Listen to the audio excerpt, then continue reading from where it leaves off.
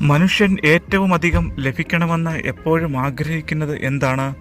സമ്പത്താണോ, നേട്ടങ്ങളാണോ, അതോ വിജയങ്ങളാണോ? ഇതൊന്നും തന്നെയല്ല. മനുഷ്യ മനസ്സ് എപ്പോഴും കൊതിക്കുന്നത് സമാധാനം ലഭിക്കുവാൻ വേണ്ടി തന്നെയാണ്.